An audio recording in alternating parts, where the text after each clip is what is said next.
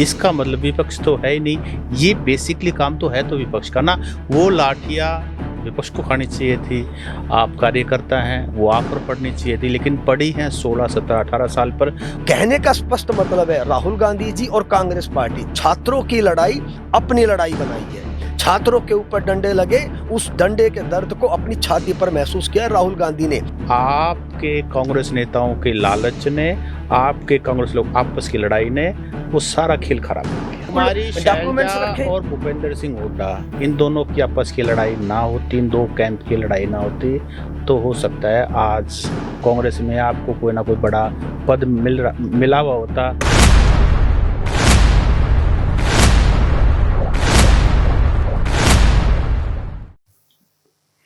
नमस्कार, the Haryana talks में आपका स्वागत है। आज स्टूडियो में हमारे विशेष मेहमान हैं हरियाणा कांग्रेस के प्रदेश प्रवक्ता राकेश गर्ग। गर्ग साहब आज हमारे स्टूडियो में पहली बार आए हैं और इनसे हम हरियाणा प्रदेश राजनीति पर और अभी हुए कई घटनाक्रम पर बातचीत करेंगे। तो राकेश भाई, आपका बहुत बहुत स्वागत है। बहुत बहुत धन्यवाद सत सिंह जी, बहुत बहुत धन्यवाद आपका। तो सर, अभी जेन जी का एक बड़ा प्रोटेस्ट हुआ और बड़ी हिम्मत मारी बच्चों ने, लेकिन हमने देखा कि उसमें सेलिब्रेशन जो है, उसका क्रेडिट लेने की जो कोशिश है वो कांग्रेस भी कर रही है। क्या कहना आपका? सत सिंह जी, मैं आपको थोड़ा और करेक्ट करता हूँ। कांग्रेस क्रेडिट लेने की कोशिश नहीं कर रही है।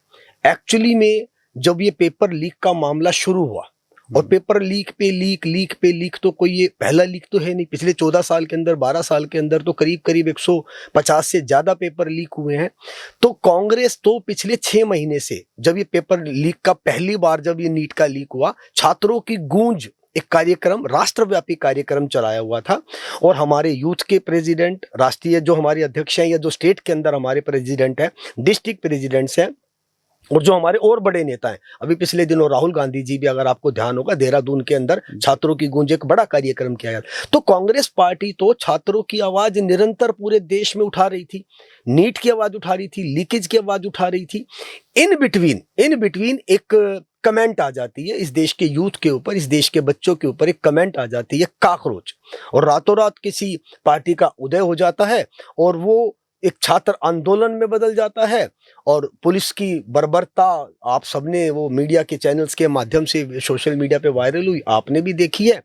और नेचुरल सी बात है, जब इस देश के भविष्य के ऊपर कोई आंच आएगी तो कांग्रेस पार्टी स्टैंड लेगी, और राहुल गांधी जी ने जो स्टैंड लिया वो सब आप जानते ही हैं। जो काम विपक्ष को करना चाहिए था, वो स्टूडेंट्स को खुद जंतर मंतर पर जाकर के वो बात मनवानी पड़ी, लाठियां खानी पड़ी। इसका मतलब विपक्ष तो है ही नहीं। ये बेसिकली काम तो है तो विपक्ष का ना। वो लाठियां विपक्ष को खानी चाहिए थी। आप कार्यकर्ता हैं, वो आप पर पड़नी चाहिए थी, लेकिन पड़ी हैं 16, 17, 18 साल पर, और कईयों पर पर्चे भी दर्ज हैं। तो कहीं ना कहीं विपक्ष फेल हुआ है। नहीं, बिल्कुल आप सही बात कह रही हो कि ये लाठियां विपक्ष में पड़नी चाहिए थी। इस बात से मैं आपकी सहमत हूं। और आप ये देखिए, जब इस देश के बच्चों के ऊपर लाठियां पड़ी, तो सबसे पहले इस देश के अंदर सिर्फ एकमात्र चेहरा राहुल गांधी जी थे।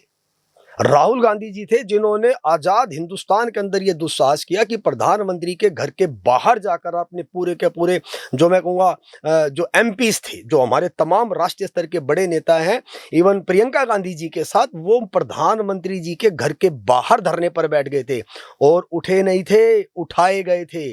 और वो जो नाक से खून बहता, सत सिंह जी, सिर्फ आपके चैनल ने नहीं, आपके कैमरों ने नहीं, पूरे हिंदुस्तान और पूरी दुनिया के कैमरों ने देखा है। तो वो खून ऐसे ही आ गया था क्या? कहीं ना कहीं तो प्रहार हुआ ही है ना। तो कहने का स्पष्ट मतलब है, राहुल गांधी जी और कांग्रेस पार्टी छात्रों की लड़ाई अपनी लड़ाई बनाई है। छात्रों के ऊपर डंडे लगे, उस डंडे के दर्द को अपनी छाती पर महसूस किया राहुल गांधी ने। और ये जो परिणाम है, ये जो सरकार बैकफुट पर आई है, तो ये मानकर चलिए, जो लड़ाई छात्रों ने सड़क पर लड़ी, वो लड़ाई राहुल गांधी ने सड़क पर भी लड़ी और संसद में भी लड़ी। तो आप जेन जी का क्रेडिट लेना चाहती है कांग्रेस पार्टी? नहीं, क्रेडिट नहीं लेना चाहते, ना क्रेडिट लेना चाहते, ना क्रेडिट आपने देना ये चाहते। कहा कि राहुल गांधी ने ये किया वो किया, लेकिन जंतर मंतर पे तो एक बार भी नहीं गए। वांगचुक, सोनम वांगचुक ने ये कहा कि अगर राहुल गांधी को आना चाहिए, बड़प्पन दिखाना चाहिए, सारे के सारे अपोजिशन के एमपी मिलके आए, बड़े बड़े नेता मिलके, राहुल गांधी वहां पहुंचते नहीं है। और अब आप कह रहे हो कि राहुल गांधी ने ये किया, राहुल गांधी ने वो किया, प्रियंका गांधी। देखिए, नाम बड़े हो सकते हैं, लेकिन जैन जी को आज के दिन प्रधानमंत्री से भी कोई मतलब नहीं है। सिंपल सी छोटी सी डिमांड थी कि भाई ये पेपर लीक बंद होने चाहिए, बस। जो जिम्मेदार है उसको हटाओ। बिल्कुल सही बात है, लेकिन शायद आप ये भूल गए कि जब सोनम वांगचुक जी भूख हड़ताल पर बैठे हुए थे, पूरा देश उनके स्वास्थ्य की चिंता कर रहा था, तो कांग्रेस पार्टी ने अपने दूत के नाते पवन खेड़ा जी को वहां भेजा था। स्टेज के ऊपर थे पवन खेड़ा जी, आज मेंबर पार्लियामेंट हैं, तो राहुल आज गांधी मेंबर क्यों नहीं पार्लियामेंट आए? नहीं। अब पवन खेड़ा जी अगर वहां गए हैं तो वो किसका संदेश लेकर गए हैं? यकीनन वो को राहुल क्या गांधी जी का दिक्कत थी? संदेश नहीं, लेकर गए हैं। राहुल गांधी कहाँ थे? अगर राहुल गांधी जी सड़क पे थे, राहुल गांधी जी पार्लियामेंट में थे। प्रियंका देखिए, गांधी आ सकते थे। आप देखिए, आप ये बात नहीं है कि कौन आ सकता था कौन नहीं आ सकता था, लेकिन जो व्यक्ति गया, क्या वो कांग्रेस का नहीं था? क्या वो कांग्रेस का नेता नहीं था? क्या वो राहुल गांधी और कांग्रेस का संदेश लेकर नहीं गया था? सोनम वांगचुक के पास उस स्टेज के ऊपर पवन खेड़ा जी गए और उन्होंने उनको संदेश दिया कि आपका जीवन देश के लिए महत्वपूर्ण तो है। वांगचुक ने ये स्टेटमेंट क्यों दी कि राहुल गांधी को भी आना चाहिए? आपकी बातें मान लेता हूँ, अगर ऐसा था, अगर वो सेटिस्फाइड थे, तो उनको ये नहीं कहना चाहिए था कि राहुल गांधी को भी आना चाहिए। देखिए, ये तो वो सवाल हो गया जो वांगचुक जी ने जो शब्द बोले हैं, अब वो क्यों और क्या सोच के बोले, मुझे लगता है इसका उत्तर शायद मेरे से बेहतर तो वो दे सकते हैं।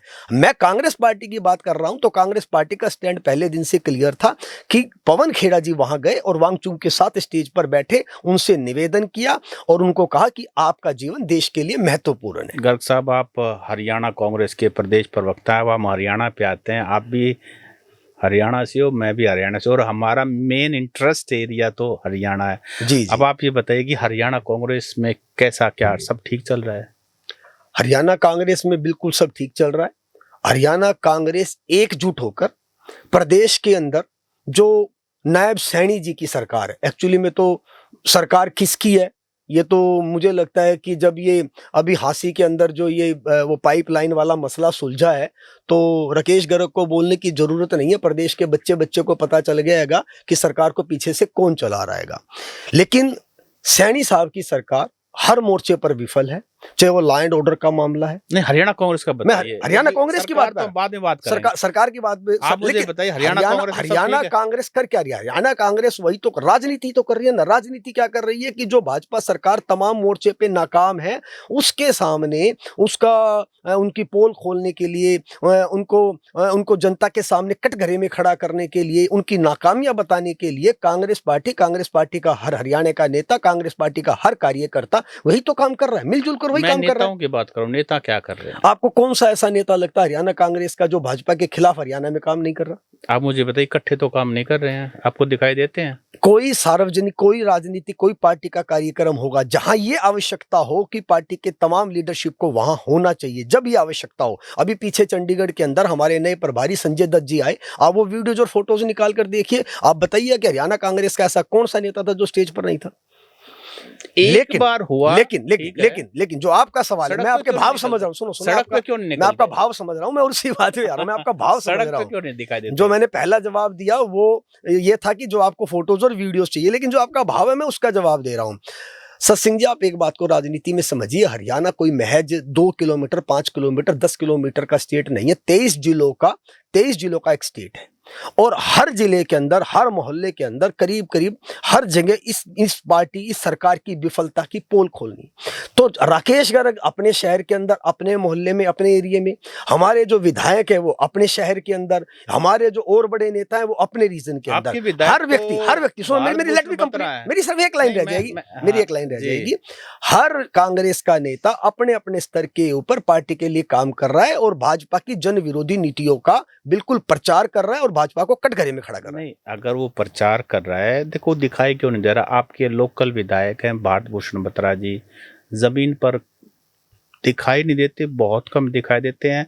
और ज्यादातर हरियाणा के कांग्रेस नेताओं को आराम पसंद कहा जाता है कि ड्राइंग रूम की राजनीति करते हैं। ठीक है, राकेश गर्ग बहुत मुखर है, मुझे वो भी पता है कि जब बीजेपी का प्रदर्शन अभी रोहतक में चल रहा था, आप अकेले बिल्कुल मोर्चा आपने खोल दिया था, वो भी मुझे पता है। तो राकेश गर्ग के बारे में नहीं बात है, लेकिन कांग्रेस तो बहुत बड़ी है, हरियाणा कांग्रेस, और जिन पर जिम्मेदारी है, जिन पर बड़े बड़े पद हैं, वो कहाँ पर है, जो इलेक्टेड हैं। तो बत्रा साहब कम दिखाई देते हैं, क्या बात, तबीयत ठीक है? मैं, आपने चूंकि बत्रा जी का पूछा तो मैं पहले बत्रा जी की ही बता देता हूँ। सत्संग जी, अंग्रेजी में एक कहावत है, action speaks louder than words. और मैं अगर इस बात को हमारे समय से शुरू करूं तो इस शहर का जो कायाकल्प हुआ है, उस टाइम बत्रा जी विधायक थे, इस शहर का जो कायाकल्प हुआ उसका जितना क्रेडिट भूपेंद्र सिंह हुड्डा को जाता है, दीपेंद्र सिंह हुड्डा को जाता है, उतना ही क्रेडिट रोहतक के जो उस वक्त के भी विधायक थे और आज भी विधायक है, बीबी बत्रा जी को भी जाता है। एक बात। और दूसरी बात, एक बात और मैं आपके चैनल पे आज दावे के साथ कह के जा रहा हूं, 90 की असेंबली है, 90 की असेंबली है, पक्ष और विपक्ष मिलाकर। एक तो इतने पढ़े लिखे विधायक, और दूसरा जो कागजी कार्रवाई होती है ना, आज भी पार्लियामेंट के असेंबली के अंदर सवाल लगाने में या अपनी विधानसभा के अंदर कोई भी काम करवाना है तो वो किस टेक्निकल तरीके से होगा, क्या उसकी लीगलिटीज है, क्या उसका एक संवैधानिक तरीका है करवाने का, विधानसभा के अंदर किस स्तर पे, किस अधिकारी से, किस मंत्री से या मुख्यमंत्री से वो काम किस तरीके से होगा, ये जो कागजी कार्रवाई करने का जो हुनर बीबी बत्रा जी में है ना, मैं शर्त लगा के कह रहा हूं वो हुनर तो हो सकता है कि सरकारी पक्ष के भी किसी विधायक में ना हो। एक गर्ग साहब ये बताइए, लेकिन बीबी बत्रा जी की एक कमी है, एक कमी मैं बता दूं कि वो अपने काम का ढिंढोरा नहीं पीटते, वो करते ज्यादा हैं और बोलते कम है। गर्ग साहब ये बताइए, आप तो लंबे समय से कांग्रेस में, आपने आखिरी बार अपने रोहतक के कांग्रेस विधायक बीबी बत्रा के माथे पर पसीना कब देखा था? ये एक ऐसा सवाल है कि मुझे ऐसा लगता है कि जितने अभी धरना प्रदर्शन हुए, आखिरी बार पसीने की बात तो आप ऐसे कह रहे हो जैसे मतलब कई साल पुराने। मैं तो अभी इसको 72 घंटे की बात कर रहा हूँ, आप दिनों की बात कर रहे हैं, मैं घंटे की बात कर रहा हूँ। दीपेंद्र हुड्डा जी आए थे, अभी शनिवार की बात है, प्रदर्शन कर रहे थे, बीबी बत्रा जी माइक पे नारे लगवाते हुए चल रहे थे। पसीना माथे पर नहीं था सत्सिंह जी, पसीना पूरे शरीर पर था। आप तो माथे की बात कर रहे हो, मैं कहता हूँ जुराब उतरवा के देख लेते तो पैर तक पसीने से भीगे हुए थे। आप तो प्रवक्ता है, आप तो उनको नहला भी देंगे पसीने में। नहीं, आप इस बात को मैं कह नहीं रहा, इस बात के वीडियोस गवाएं, आपके पास भी वीडियोस होंगे, आपने भी शूट किया होगा। तो आप ये मानते हैं कि वो जमीनी नेता है? यकीनन जमीनी नेता है, जब भी तो रोहतक की जनता उनको बार बार विधायक बना रही है। अगर जमीनी नेता नहीं होते, आप मुझे बताइए। तो ये गलत फहमी थी कि उनको हुड्डा साहब के कारण उनको यहाँ रोहतक का विधायक बना, मुझे तो ये गलत फहमी थी। अब आपने कहा कि नहीं, वो अपने ही कामों के कारण उनको विधायक की मिल रही है। आप है ना, अगर हुड्डा साहब के कारण अगर आप कहना चाहते हो तो फिर मैं आपको और करेक्ट करूंगा। आप सिर्फ एक विधायक पे मत आइए, जो आज ये 40 विधायक बैठे हैं, ये सारे के सारे हुड्डा साहब की बदौलत बैठे हैं। 37 सॉरी, जो 37 विधायक बैठे हैं, 37 के 37 ही हुड्डा साहब की बदौलत बैठे हैं। फिर तो आप 37 को मानो। शैलजा क्लेम कर रही है कि 3-4 तो मेरे लिए भी छोड़ दो। मैं शैलजा जी पे ना बोलूं तो ज्यादा बेहतर रहेगा। क्या बात, वो कांग्रेस में नहीं है? नहीं, कांग्रेस में है, लेकिन जो बात जिस टेक्स्ट में चल रही है मैं उस टेक्स्ट को कंप्लीट करने के लिए कह रहा हूं, क्योंकि उसी टेक्स्ट में आप मेरे से पूछना चाह रहे हो। मैंने कहा कि बात सिर्फ रोहतक के विधायक नहीं है कि 37 के 37 विधायक अगर आज असेंबली में बैठे हैं तो वो हुड्डा साहब की वजह से बैठे हैं। जिनके 57 आ सकते थे वो 37 पे क्यों सिमट के? देखो, बहुत बड़ा सवाल है, कहीं ओवर कॉन्फिडेंस था या फिर ये लग रहा था कि अगर ज्यादा विधायक आ गए तो हो सकता है कि मुख्यमंत्री हुड्डा साहब की बजाय किसी और को मिल जाए। सत्संग जी, जो आप मेरे से जानना चाहते हो ना, मैं मन तो कर रहा है कि मैं वही बोल दूं। मैं बड़ा स्पष्ट बात करने वाला आदमी और बड़े मुखरता से बात को करता हूं। एक अकेला आदमी अगर 37 विधायक लाने का दम रखता है, एक अकेला आदमी चौधरी भूपेंद्र सिंह हुड्डा के नाम पर अगर 37 विधायक आ सकते हैं, तो हमारे पास हरियाणा के अंदर और भी 3-4 ऐसे बड़े स्तर के नेता थे। अगर वो भी इसी स्तर की मेहनत कर रहे होते तो मैं समझता हूँ 37 क्या हो सकता है, 77 पे आ जाते। वैसे आप मुझे काफी करेक्ट कर रहे हैं, मैं भी आपको करेक्ट कर दूं, ये 37 विधायक भूपेंद्र हुड्डा के नाम पे नहीं आए, ये एंटी बीजेपी लोगों का जो सेंटीमेंट था उसके कारण ये इतने विधायक आए हैं। अगर एंटी बीजेपी सेंटीमेंट नहीं होता तो ये 37 विधायक नहीं आते। हाँ, हुड्डा साहब एक बड़ा फैक्टर थे, हरियाणा कांग्रेस में एक बड़ा फैक्टर थे, ये बात मान सकते हैं। लेकिन इस बार पब्लिक का मूड एंटी बीजेपी था, जो कि हरियाणा कांग्रेस की हाथ में थाली सजा के लोग सरकार बना के दे रहे थे। लेकिन आपके कांग्रेस नेताओं के लालच ने, आपके कांग्रेस लोग आपस की लड़ाई ने वो सारा खेल खराब कर दिया। सत्सिंह जी, करेक्ट कर रहे हो, मैं आपको करेक्ट कर रहा हूँ। सत्सिंह जी, आप पता है क्या बात कर रहे हो? मीठा मीठा घप घप और कोड़ा कोड़ा थू थू। अभी आपने बात शुरू की थी कि रोहतक की के भी एक विधायक वो भूपेंद्र सिंह हुड्डा जी की वजह से बने। मैंने आपको थोड़ा और करेक्ट करा कि अगर भूपेंद्र सिंह हुड्डा जी की वजह से बने तो वो एक क्या 37 विधायक बने। अब आप इस बात को दूसरे लेवल पे ले जा रहे हो कि भाजपा का विरोध था। यकीनन भाजपा का विरोध तो 2024 में भी था, 2019 में भी था। और भाजपा का विरोध तो आप तो जर्नलिस्ट तो रेफरेंडम करा सकते हो, आप तो एक पोस्ट डालोगे तो उसके नीचे जो कमेंट्स आती है उनसे भी आप तो एक सर्वे करके दे दो कि भाजपा का कितना विरोध है। भाजपा का विरोध आज भी है।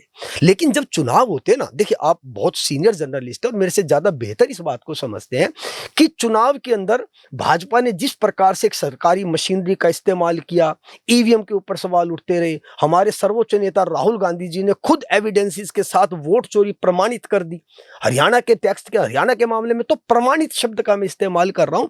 और बहुत सारे फैक्टर ऐसे इन्वॉल्व रहे जिसके अंदर आई सरकार हमारे हाथों से फिसल गई। लेकिन हमारी पार्टी के तमाम नेताओं ने काम किया और इसमें किसी को कोई संदेह नहीं होना चाहिए कि भाजपा यंत्र तंत्र षड्यंत्र माहिर पार्टी है। लेकिन लोगों ने तो सब कुछ फेल कर दिए थे। आप एग्जिट पोल देख लीजिए, आप सब कुछ देख लीजिए, सभी के सभी 60 से कम तो कोई सीट दे ही नहीं रहा था। तो कहीं ना कहीं तो चूक हुई है। नहीं, आप चूक का भावार्थ स्पष्ट कीजिए। चूक का एक स्पष्ट तो मैंने आपको बताया कि चूक जैसे राहुल गांधी जी ने बताया कि वोट चोरी हुई, उन्होंने तो बिल्कुल डॉक्यूमेंट्स रखे। और भूपेंद्र सिंह हुड्डा, इन दोनों की आपस की लड़ाई ना होती, इन दो कैंप की लड़ाई ना होती, तो हो सकता है आज कांग्रेस में आपको कोई ना कोई बड़ा पद मिला हुआ होता, आपसे मिलने के लिए अपॉइंटमेंट लेना पड़ता।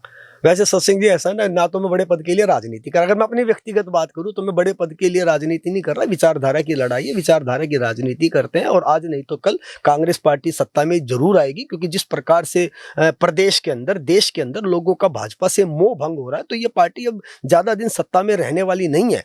तमाम नेताओं से, भाजपा के नेताओं से लोगों का मोह भंग होता जा रहा है और कांग्रेस पार्टी एकमात्र विकल्प है। प्रदेश में भी एकमात्र विकल्प है और देश में भी एकमात्र विकल्प है। और बहुत जल्दी आप और हम 2029 के अंदर जब चुनाव आएंगे तो ये सारी चीजें बदल जाएंगी। अब पीछे क्या हुआ उसका विश्लेषण मुझे लगता है अलग अलग चैनल्स पे आपके माध्यम से भी बहुत हो चुका। तो वही बात आएगी कि बीती ताही बिसार दे, आगे की सुध ले। जी अच्छा, ये बताइए कि आप रोहतक एमएलए की हमने बात की, अब रोहतक सांसद की बात करते हैं, दीपेंद्र सिंह हुड्डा। और ऐसा क्यों है कि चौधरी दीपेंद्र सिंह हुड्डा और चौधरी भूपेंद्र सिंह हुड्डा रोहतक आते हैं, खूब आते हैं, लोगों की जन समस्याएं सुनते, पर नींद उनको दिल्ली में ही आती है, दिल्ली वाली कोठी में। यहाँ क्यों नहीं रहते? मनीष ग्रोवर ने भी कई बार ये मुद्दा उठाया है कि भाई उनको नींद तो दिल्ली में आती है। मैं आपको सत्सिंह जी फिर करेक्ट करूंगा। भूपेंद्र सिंह हुड्डा जी और दीपेंद्र सिंह हुड्डा जी रोहतक आते नहीं है, रोहतक रहते हैं। अच्छा। और आज भी वो, मुझे एग्जैक्ट आइडिया नहीं है। सुनो मेरी पूरी बात तो सुनो ना सर। पॉलिटिकल आदमी है, कोई घर में ही थोड़ी रहेंगे, जनता के बीच में रहेंगे। संसद का मॉनसून सत्र चल रहा है, सुनो नहीं, संसद का मॉनसून सत्र चल रहा है। दीपेंद्र सिंह हुड्डा है, ठीक है, जब मॉनसून सत्र खत्म हो जाएगा फिर कहाँ होंगे? एक मिनट, पूरी बात तो सर होने दो, पूरी बात होने दो ना। तो वो रोहतक आते नहीं है, रोहतक में रहते हैं। और मेरे ख्याल से कम भी 100 साल पुराना मकान डी पार्क के ऊपर आपने भी देखा, हमने भी देखा है। और दूसरी बड़ी बात, वो रोहतक रहते भी नहीं है, वो रोहतक की प्रदेश की जनता के दिलों में रहते हैं। नहीं, ये तो पॉलिटिकल जवाब हो गया। नहीं, मैं पॉलिटिकल आदमी, पॉलिटिकली जवाब दूंगा सर। नींद क्यों नहीं आती रोहतक की कोठी? क्यों नींद आती है? 4-4 5-5 दिन रुक के जाते हैं शहर के अंदर। सुनो, शहर के अंदर 1 महीने में कितने दिन रहते होंगे ज्यादा से ज्यादा? आप किसकी बात कर रहे हो? पूरा परिवार यहाँ आता है? मैं आता है यानी कि विजिटर है? नहीं, विजिटर नहीं आता इन द सेंस कि आप ये मान के चलिए, देखिए दीपेंद्र हुड्डा जी मेंबर पार्लियामेंट है, उनको दीपेंद्र हुड्डा जी को दिल्ली के अंदर मेंबर पार्लियामेंट को, खाली दीपेंद्र की बात नहीं है ये, सबको वहां कोठियां मिलती है, सबको वहां फ्लैट मिलते हैं, सबको वहां रेजिडेंस मिलते हैं। क्योंकि पार्लियामेंट का काम वो मेंबर पार्लियामेंट है। मेंबर पार्लियामेंट आपने और भी हिंदुस्तान के अपोजिशन पार्टी के देखे होंगे। तो रोहतक लोकसभा ने बनाया, रोहतक लोकसभा ने बनाया, तो रोहतक लोकसभा में रहना चाहिए। तो रोहतक लोकसभा में रहते हैं। आप बताओ, लोगों के सुख में दुख में कोई शहर के अंदर, कोई गाँव देहात के अंदर रहते तो नहीं रहते हैं। आप अगर आज ये मकान ना होता ना सत्सिंह जी, तो मैं आपकी बात से सहमत हो जाता हूं। मिलेंगे, चलो बाकी दिन तो पार्लियामेंट में, वीकेंड को कहां मिलेंगे? टूर प्रोग्राम आ जाते हैं। ये आप तय नहीं कर सकते ना कि इस सैटरडे यहाँ होंगे, इस संडे यहाँ होंगे। राजनीतिक आदमी है और कोई एक हल्के तक सीमित आदमी नहीं है। ठीक है, भूपेंद्र हुड्डा जी पूरे हरियाणा के नेता हैं। आपका ये जवाब भी होगा। अब आगे चलते हैं। सांसद प्रतिनिधि बनाने की ऐसी कौन सी बड़ी तूफान आ गया कि दीपेंद्र सिंह हुड्डा जो कि इतने पॉपुलर, ये तो मैं अपनी तरफ से कह रहा हूँ, हाँ हाँ बिल्कुल, he is very popular MP और लोग उनसे डायरेक्ट कनेक्ट करना चाहते हैं और वो भी पूरा एफर्ट करते हैं कि जो कोई भी आए उसको संतुष्ट करके भेजें। काम तो सभी के नहीं होते लेकिन वो संतुष्ट करने की कोशिश करते हैं और सबके लिए अवेलेबल रहते हैं। शायद ये उनकी एक ऐसी खासियत है को लगातार एमपी बनते आ रहे हैं। सांसद प्रतिनिधि और उसके बाद प्रतिक्रिया भी लोगों की आई है। वैसे सत्संग जी मैं आपको ना बड़ा साधुवाद दूंगा। देखो जर्नलिस्ट होने के नाते जो शब्द मुझे बोलने चाहिए थे उनका, मैंने सच बोला है। सुनो मैं सच की बात पे आऊंगा, उनका कार्यकर्ता के नाते समझिए, उनके भाई के नाते समझिए, तो जो फीलिंग्स आपकी है वो फीलिंग्स अमूमन पूरे प्रदेश की है, रोहतक की है, ऐसी सेम फीलिंग है वो। मुझे अच्छा लगा, मैं आपको बड़ा इस बात के लिए साधुवाद भी देता हूँ। अब सांसद प्रतिनिधि, मैं आपको और स्पष्ट कहूं, ये कोई ऐसा शब्द या ऐसी पोस्ट नहीं है जिसके ऊपर इतनी चर्चा की आवश्यकता थी। मनोहर लाल खट्टर जी के पास भी सांसद प्रतिनिधि है। कभी आपने मनोहर लाल खट्टर जी से पूछा कि आपके पास सांसद प्रतिनिधि क्यों है?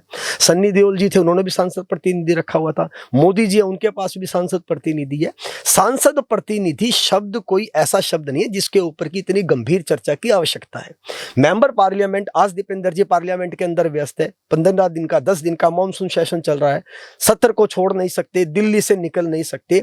इन बिटवीन रोहतक लोकसभा के अंदर अगर कोई ऐसी बात हो जाए, कहीं किसी के सुख में या दुख में जाने की आवश्यकता पड़ जाए, तो दीपेंद्र जी की तरफ से किसी न किसी व्यक्ति को तो अधिकृत करे, दीपेंद्र जी किसी व्यक्ति को अधिकृत करे जो वहां खड़ा होकर इस बात को कह सके कि मैं दीपेंद्र हुड्डा जी ने भेजा हूं। आप ये बताइए 2005 से लगातार, एक 2019 को छोड़ दीजिए, लगातार यहाँ के सांसद हैं और सबको, पूरे रोहतक लोकसभा को अपना परिवार का मेंबर मानते हैं।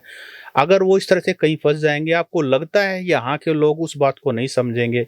उनको कोई इंटरमीडिएटरी चाहिए जो ये बताए कि भाई एमपी साहब ये है, उनको पता है और कोई भी फोन घुमा देता है, वो सबका फोन अटेंड कर लेते हैं, तो उसके बाद भी उनको कोई बीच में मिडल मैन चाहिए? नहीं, ये मिडल मैन नहीं है, ये एक शहर के लोगों को कई बार क्या होता है कि ऑल ऑफ सडन चीजें घटित होती हैं। अब आपको जरूरत अभी है, अभी जरूरत है, और उस वक्त कोई व्यक्ति सांसद की तरफ से अगर आपके साथ खड़ा है तो आपको एक मन में यह है कि हाँ कोई तो व्यक्ति मेरे पास सारे आया, कोई तो मेरे पास आया, तो एक आदमी को अधिकृत कर दिया तो क्या दिक्कत है? नहीं, आप मैं हूं, मैं जा सकता हूं, लेकिन अगर एक व्यक्ति को अधिकृत कर दिया जाए तो इसमें क्या बुराई? और ये कोई नई परंपरा भी नहीं है। ठीक है, आपको पर्सनली कैसा लगा? स्वागत है।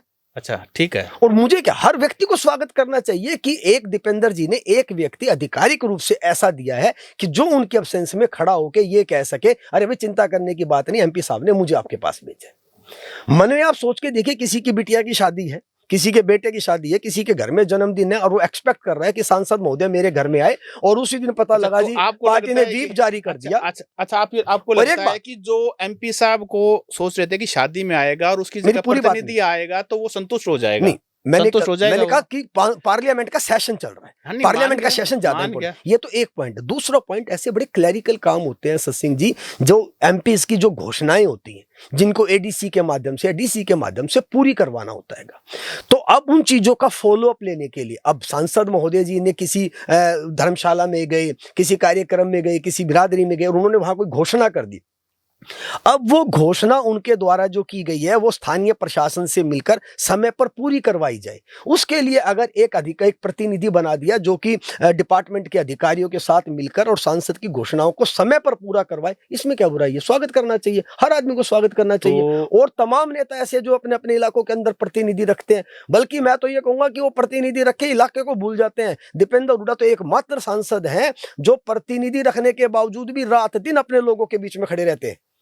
अच्छा, वैसे चलो खैर, आपने बहुत ही तगड़ी नहीं, मैं सच बोलता हूँ मैं सच बोलता हूँ। पॉलिटिकल आदमी और प्रवक्ता आदमी सच बोलता है। चलो खैर, हम भी इस बात को मान लेते हैं। अच्छा ये और बताओ कि ये अभी जिस जगह पर आप बैठे हो, महम के पूर्व एमएलए बलराज कुंडू भी एक दिन आए थे और उनसे भी हमने राजनीतिक चर्चा की थी, तो उन्होंने अपनी तरफ से ये कहा था कि दीपेंद्र सिंह हुड्डा रोहतक के इस बार आखिरी सांसद है, अब की बार इनको ये 2029 में चुनाव जीत ही नहीं सकते, ये चुनाव कई लाख वोटों से हारेंगे।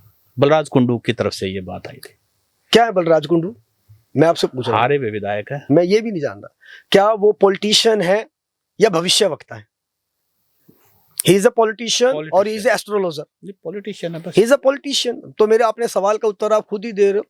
जो आदमी पॉलिटिशियन है वो एस्ट्रोलॉजर कैसे हो सकता है? नहीं, वो ये कह रहे बलराज कि कुंडू जी, बलराज पकड़ कुंडू, ढीली हो गई है। तो इस बात को डिसाइड करने वाले कुंडू साहब कौन होते हैं? ये जनता तय करेगी और चुनाव के समय में पता लग जाएगा, दूध का दूध और पानी का पानी हो जाएगा। जैसे हुड्डा साहब कहते हैं ना कई बार हाइपोथेटिकल बातें, तो ये तो बिल्कुल ऐसे है ना कि अभी अपने आप को चर्चा में बनाए रखने के लिए, अपने आप को दीपेंद्र हुड्डा के समकक्ष दिखाने के लिए आप उस लेवल की बातें कर दो। आप पॉलिटिशियन हो, आप राजनीति करो, और जब चुनाव का समय हो आ जाना मैदान के अंदर, पता लग जाएगा कि आपके पास कितनी वोटें आती हैं। आप एस्ट्रोलॉजी वाले काम मत करो, भविष्यवाणी मत करो। अब मैं यहाँ बैठकर आपके चैनल पे कह दूं कि अगर जिंदगी में कभी बलराज कुंडू जी चुनाव लड़ेंगे तो जमानत जब्त हो जाएगी, इस बात से क्या हासिल होगा? अगर इसी तरह से बोलते रहे तो हो सकता हो भी जाए। नहीं, आपके मुंह में घी शक्कर। अगर हमारे नेता के बारे में कोई ऐसी बात करेगा तो पब्लिक, देखो इस शहर की और इस लोकसभा की पब्लिक, एक बात आप ये तय मानिए, भूपेंद्र हुड्डा जी के लिए और दीपेंद्र हुड्डा जी के लिए नेगेटिव प्रचार नहीं सुनती। और ये बात मैं सिर्फ कांग्रेस के लिए, आम आदमी के लिए नहीं कह रहा, ये जो विपक्षी पार्टी है ना, ऑफ द रिकॉर्ड कभी आप इनसे बात करके देखना, एक बात तो ये सारे कहेंगे यार दीपेंद्र मानस बड़ा बोला है। लेकिन 2019 में हरा दिया। अब 2019 की बातें फिर आप वो कहोगे भाई, मैंने कहा था ना पिछली बीती ताही बिसार दे, लेकिन आप घूम फिर के फिर पिछली बात पे आ जाते हो। कितनी वोटों से आ रहे थे सत सिंह जी, दीपेंद्र हुड्डा जी कितनी वोटों से आ रहे थे? करीब 7,000। और 2024 में कितनी वोटों से जीते फिर? काफी लोग, 4.5 लाख, 3.5 लाख, 3.5 लाख। 7,000 को कितनी बार मल्टीप्लाई करोगे जब 3.5 लाख बनेगा? ये दीपेंद्र हुड्डा के प्रति प्यार है लोगों का। लेकिन वो हार तो हार है ना कहीं चूक तो हुई है। उस हार की कहानी में सुनो सत सिंह जी, आप ये नहीं कह सकते कि अच्छा हमारा और बुरा हम नहीं। आप अपने दिल पे हाथ रख के सोचो, अगर वो हार सामान्य हार होती, मैं उस बात पे आना नहीं चाहता था, लेकिन आप जबरदस्ती से निकलवाओगे उस बात को। क्या वो सामान्य हार थी? जो हार तो पूरे देश में हार तो हार होती है। सर साफ सिस्टम से कितना टकराओगे आप? समझो ना, पूरे देश के अंदर काउंटिंग शाम को 6 बजे। सुनो दीपेंद्र सिंह हुड्डा कहां टकराते? कोई लाठी खाई आज तक उन्होंने एक भी? क्या बात कर रहे हो? कल पार्लियामेंट के अंदर क्यों खाएंगे लाठी? ऐसे कैसे मार देंगे लाठी? हम यहाँ किस लिए बैठे हैं? ऐसे कैसे लाठी मार देंगे? को तो पड़ गई। और जितने भी और सुनो मेरी पूरी सुनो, लाठियां जहां तक बात है, जब राहुल गांधी के अंदर प्रोटेस्ट थे, आपने वो वीडियो नहीं देखा कैसे दोनों पुलिस वाले एक इधर से उनकी बाजू पाड़ रहे, एक इधर से बाजू पाड़ रहा है। अकेला मानस था जो काबू में नहीं आ रहा था। कौन? दीपेंद्र हुड्डा। काबू में नहीं आया? कहाँ काबू में आया? वीडियो देख लो आप। 6 पुलिस वाले लग रहे हैं, जब जाके कि मैं वो बनी है, 6 पुलिस वाले लग रहे हैं उसके गिल्ला। हरियाणा का पहलवान है फिर तो। हरियाणा का है जी, बिल्कुल देखो पहलवान है लगातार। आप ये देखो 4 बार का लोकसभा का एमपी और 1 बार राज्यसभा का एमपी पहलवान है, राजनीति का पहलवान है, इसमें किसी को कोई संदेह भी नहीं होना चाहिए। अच्छा ये बताइए, इतनी बड़ी बात है तो रोहतक का सीएम मनीष ग्रोवर को क्या कहते हैं? अब तो हुड्डा साहब। कौन कहता है रोहतक? मैंने तो आज तक नहीं सुना। कितनी ताकतवर रोहतक में उनके लाश चलती किसकी है? ये भी आप ही कह रहे हो, आपने नहीं सुना? नहीं बताओ आप मेरे को एक वीडियो क्लिप दिखाओ। एक वीडियो नहीं। अच्छा किसकी चलती है? किसकी चलती है? प्रशासन पर किसकी पकड़ है? किसकी पकड़ है प्रशासन? वही तो पूछना चाह रहा हूँ ना, आप कहना क्या चाह रहे हो? मनीष ग्रोवर की? नहीं, ये तो मुझे लगता है मनीष ग्रोवर जी जवाब देंगे। अच्छा। लेकिन इस बात को मैं दावे से कह सकता हूं कि अगर आज आप हमारे रोहतक में विधायक बैठे हैं और हम दिल्ली रोहतक कोठी पे भी जाते हैं, बत्रा जी के पास भी जाते हैं, अगर लोग वहां भी अपने फोन काम करवाने के लिए लेके आते हैं, एसपी को, डीसी को, प्रशासनिक अधिकारी को वो फोन करते हैं, काम उनके भी होते हैं अभी। और जो शहर की डेवलपमेंट के जो इश्यूज है उसके अंदर बत्रा जी का मैंने आपको बिल्कुल बताया कि वो करते ज्यादा है और बोलते कम है। और दीपेंद्र हुड्डा ने इस शहर को और इस प्रदेश को, बल्कि पूरे रोहतक लोकसभा को कितना बदला है, वो मुझे लगता है कि अगर मैं बताने लगे इंटरव्यू खत्म नहीं होएगा। फिर तो ज्यादा बदल दिया। नहीं ज्यादा बदल दिया। आप बताओ, चाहे शिक्षा का क्षेत्र है, चाहे सड़कों का है, चाहे रेलवे का, ट्रेन का है, बताओ किस क्षेत्र में नहीं बदला? शिक्षा का हब कहा जाने लग गया था सत सिंह जी, रोहतक शिक्षा का हब। मतलब बाहर दूर से बच्चे आकर यहाँ एडमिशन लेने लग गए थे। और यहाँ पिछले 12 साल के अंदर मतलब क्या इन्होंने तो बिल्कुल जो है सत्यानाश करके धर दिया यार। चलिए राकेश भाई, आज आपसे कई सारे सवाल पूछे और कई सारी ऐसी बातें थी, एज ए प्रवक्ता आपने बहुत अच्छी तरह से डिफेंड किया। हालांकि वो होता है कि राजनीतिक सवाल का राजनीतिक जवाब होता है। नहीं, मैंने कोशिश की कि मैं आपको दिल से बोलूं, मैं राजनीतिक बात ना करूं। आप बड़े भाई हो, मैंने कोशिश किया राजनीतिक बात जी। ना करूं, जो मुझे सही लगता है और सच लगता है मैंने वो बोलने का प्रयास किया है। चलिए, आज आपने समय दिया और बड़ी बढ़िया तरह से आपने अपनी प्रवक्ता की जिम्मेदारी निभाई। आपका बहुत बहुत धन्यवाद। बहुत बहुत धन्यवाद सर सिंह जी। नमस्कार। Thank you very much.